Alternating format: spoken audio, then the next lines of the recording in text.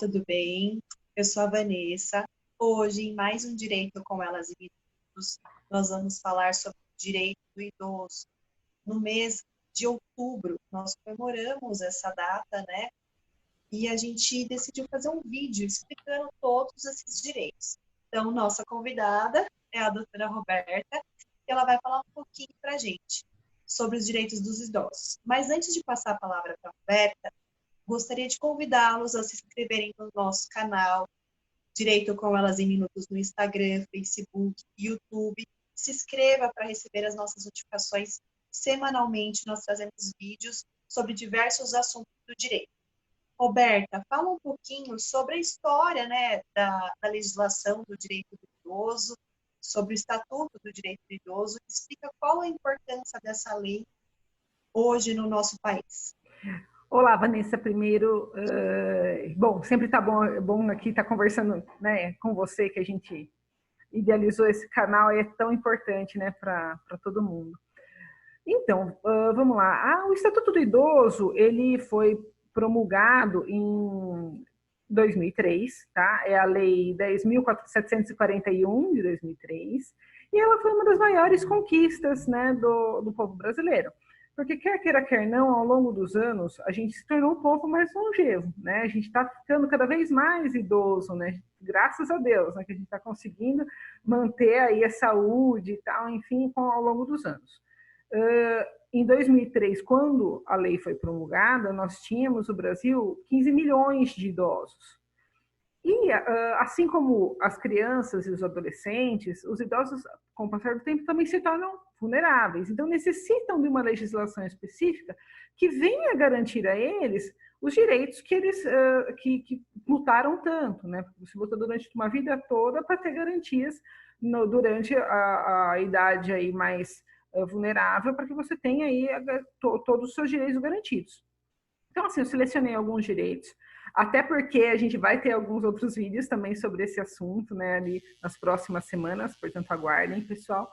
É bastante interessante isso, porque, assim, a família do idoso precisa estar ciente dos direitos que ele tem, e o próprio idoso também, porque tem muitos idosos que hoje eles moram sozinhos, né, porque tem essa possibilidade e tal, mas precisa saber quais são os direitos que se tem. Então, eu acho que primeiro, a gente tem que falar da medicação gratuita, né? Os idosos, eles têm direito à medicação gratuita na farmácia popular, né? Principalmente o de uso contínuo, para ter acesso a esse direito em rede própria de farmácias privadas, tem que ser conveniada, a farmácia tem que ser conveniada a essa farmácia popular. Aqui na nossa cidade tem uma farmácia específica, mas tem várias farmácias também que são conveniadas e que fornecem aos idosos, mediante a apresentação do documento de identidade, CPF e a receita médica dentro do prazo de validade, fornece ao idoso a medicação gratuita. Porque a gente sabe também que com a aposentadoria os valores são muito baixos. Então não consegue se manter, né? Além disso, né, Roberta, o LOAS, que também é um direito, né, que não é aposentadoria. Inclusive, a gente já gravou um vídeo falando sobre os requisitos do LOAS. Quem não assistiu, vai lá na nossa playlist. A gente também vai deixar um card aqui explicando sobre o direito do LOAS. E que muitas vezes ele não supre essa necessidade, né? É necessário lutar para esses outros benefícios que não é só restrito à lei do idoso, do estatuto. Existem várias regulamentações, né, que você vai falar. E se a gente for pensar também na questão do LOAS, a pessoa tem que estar numa situação de extrema vulnerabilidade para conseguir. A gente sabe que os requisitos do LOAS são muito, tem que ser preenchidos específicos, muito restritivos. Exatamente. Então, nem todos os idosos, às vezes, conseguem, né, o acesso ao BCP-LOAS. Né? E nem a aposentadoria. E nem a aposentadoria. Então, a gente tem várias pessoas que estão numa situação, nesse período, né, de velhice, em situação muito vulnerável. Então, o poder público tem que prover essas pessoas, e aí é onde entra o estatuto, a família, o poder público, eles têm que prover a sociedade, de forma geral, é responsável por prover um meio de vida para essa pessoa, né? Sim, então, garantir uma boa velhice. Exatamente. Então, assim, a partir dos 60 anos, a pessoa ela tem direito à gratuidade do transporte público, né? Bastando apresentar o RG, né? Não, teve até recentemente nós tivemos aí uma decisão aí que as pessoas não estavam querendo apresentar o RG, houve até uma polêmica envolvendo o caso, né? Que muita gente, infelizmente, usurpa o direito dos idosos e acaba... Exato. Né? Então, assim, quando o motorista solicita o RG para fins de comprovação da idade, isso é somente um requisito que ele está cumprindo. Né? E não é uma violação da identidade. Né? As pessoas têm que entender que existem regramentos que devem ser obedecidos. E a pessoa está ali garantindo o serviço dela e você está garantindo o seu direito. Então, mostrar a identidade é lícito, né? O motorista solicitar, a pessoa tem que mostrar mesmo. Mas o transporte é garantida a gratuidade do transporte público a essas pessoas. Os idosos também têm direito à isenção do IPTU. Então, acima de 60 anos, comprovando renda até 2 salários mínimos, né? As pessoas têm que ser aposentadas também, e proprietárias apenas de um imóvel. E aí, nesse sentido, a pessoa tem que ver também a legislação municipal, porque em alguns municípios, eles definem também a metragem do imóvel. Então, assim, casas até 200 metros, e se a pessoa atender os demais requisitos, tem direito aí a isenção também do pagamento de IPTU. Pensão alimentícia. Então, já vou adiantar aqui que a gente vai ter aí polêmico, exato, bem polêmico. Só sobre isso, porque é muito polêmico o assunto. Mas sim, os pais têm direito à pensão alimentícia paga pelos filhos. Então, se demonstrada aí a necessidade, né, a possibilidade, pode ser solicitado aos filhos o pagamento de pensão. E aí a gente tem até uma situação bem específica, na qual o pai, no caso, né, ou a mãe, tem direito de escolher qual o filho ele vai solicitar pensão. Então, assim, não é algo que é necessário que seja de todos, se fazer um rateio. Não. Ele pode virar e falar assim, olha, vou então entrar pedindo para o que tem melhores condições para ajudar, né? Então, até, Roberta, interrompendo, até um requisito que eu vejo bastante do judiciário sobre o BPC-LOAS, que não é pelo fato de você já cumprir o requisito da questão da renda e idade, né, em relação ao idoso, é garantia de receber o BPC-LOAS, mas também que não tem a possibilidade de receber valores, principalmente nessa situação de pedir a pensão. Então, alguns juízes negam porque o seu filho tem condição de te ajudar, que a gente entra aqui na questão da pensão alimentícia, né? E aí nega o pedido por conta disso. Então, acho que é um ponto que a gente também teria que abordar isso lá no assunto da pensão alimentícia, até para fins questões previdenciárias. Sim, sim, para você ver como é abrangente isso, né? Sim.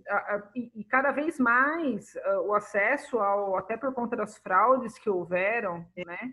O acesso ao BCP-LOAS está ficando cada vez mais restrito, né? A gente está cada vez tendo que cumprir mais requisitos, né?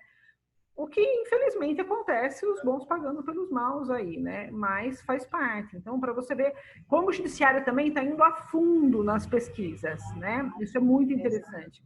E, falando em judiciário, né? O Estatuto do Idoso, ele prevê também que o idoso ele tem direito a prioridade na tramitação processual. O que é isso, gente? Então, o processo ele vai correr mais rápido a partir quando o advogado pede prioridade para a pessoa.